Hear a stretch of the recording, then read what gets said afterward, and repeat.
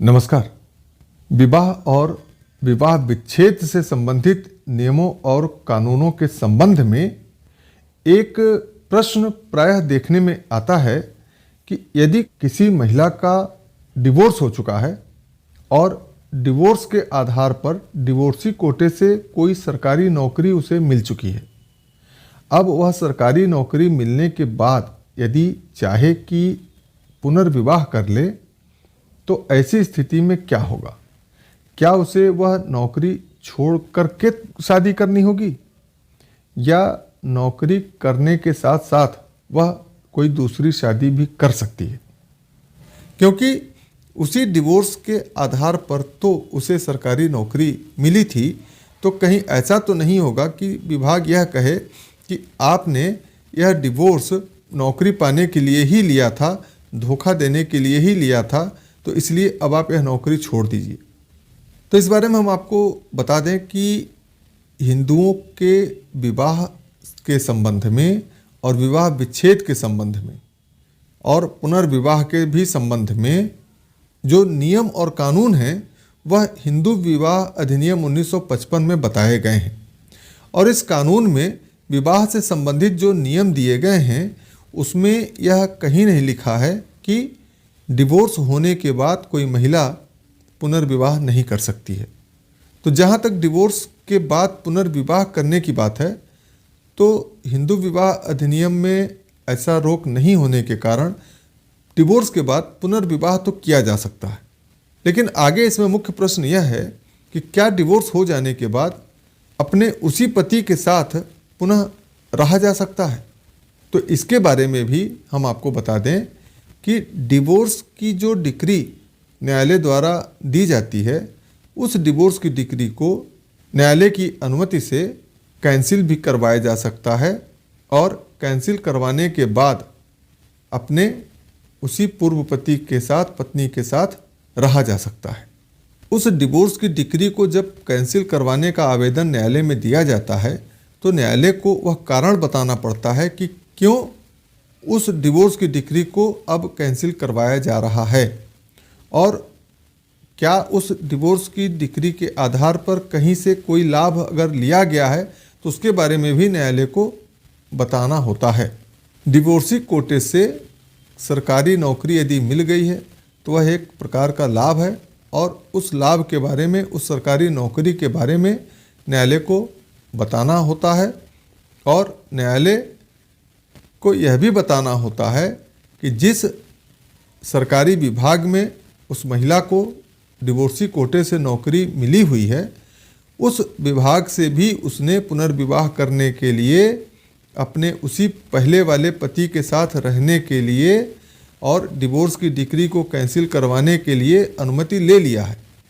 यानी अगर डिवोर्स की डिक्री को कैंसिल करवाना है तो उस सरकारी विभाग से एक अनुमति लेनी होगी जहां पर वह महिला डिवोर्स के बाद डिवोर्सी कोटे से नौकरी कर रही है। और अगर वह विभाग अनुमति दे देता है तो डिवोर्स की डिक्री को कैंसिल करवाया जा सकता है, अपने उसी पूर्व पति के साथ रहना आरंभ किया जा सकता है। अब इस समस्या का एक दूसरा पहलू यह है कि क्या वह विभाग उस डिवोर्स की डिक्री को कैंसिल करवाने की अनुमति देगा? क्या वह विभाग अपने उसी पूर्व पति के साथ रहने के लिए ऐसी महिला को अनुमति देगा? तो इस बारे में हम आपको बता दें कि पुनर्विवाह करने से रोकने का कोई यदि शर्त विभाग रखता है तो ऐसा पुनर्विवाह करने पर रोक लगाना अमानवीय होने के कारण मान्य नहीं होगा। इसलिए इस प्रकार का कोई अन्यायपूर्ण शर्त विभाग द्वारा नहीं लगाया जा सकता है और यदि कोई शर्त लगा दिया गया है और विभाग पुनर्विवाह पर रोक लगा रहा है या ये कह रहा है कि अब नौकरी मिल जाने के बाद डिवोर्स की डिक्री को कैंसिल नहीं करवाया जा सकता है तो उसका यह शर्त जो है मान्य नहीं होगा। हालांकि डिवोर्स की डिक्री को कैंसिल करते समय न्यायालय द्वारा यह जरूर देखा जाएगा कि कहीं उस महिला और पुरुष द्वारा यानी उस पति और पत्नी द्वारा डिवोर्स की डिक्री धोखा देने के लिए दुरभिसंधि करके आपस में मिली भगत करके तो नहीं प्राप्त की गई है। इस लालच में कि वह सरकारी नौकरी मिल जाए। यानी कि अगर किसी सरकारी नौकरी की वैकेंसी आने के बाद पति और पत्नी आपसी सहमति से डिवोर्स की याचिका दाखिल करके डिवोर्स की डिक्री ले लेते हैं और फिर इसी आधार पर वह महिला डिवोर्सी कोटे से सरकारी नौकरी ले लेती है, तो फिर यह मामला एक संदेहास्पद हो जाएगा और विभाग चाहे तो इसकी जांच करवा सकता है और इस पर अनुमति रोक सकता है।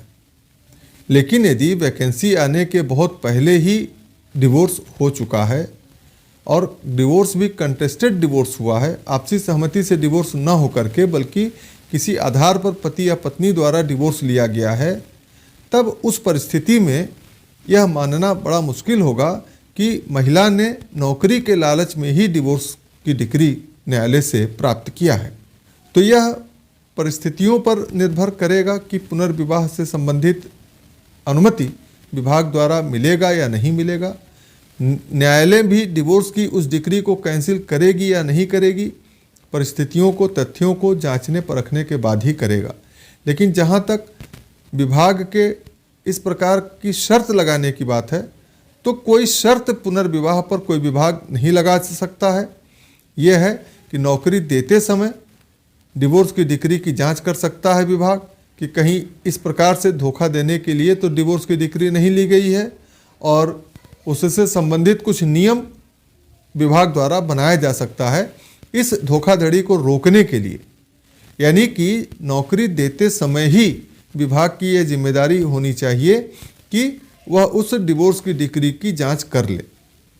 नौकरी दे देने के बाद उस महिला के पुनर्विवाह करने पर विभाग रोक नहीं लगा सकता है। इसी कारण से वह महिला पुनर्विवाह अपने उसी पूर्व पति के साथ करे या किसी भी अन्य पुरुष के साथ करे, विवाह करना उसका मौलिक अधिकार है, जीवन से संबंधित अधिकार है। अनुच्छेद 21 के तहत यह आएगा और इस पर कोई विभाग रोक नहीं लगा सकता है।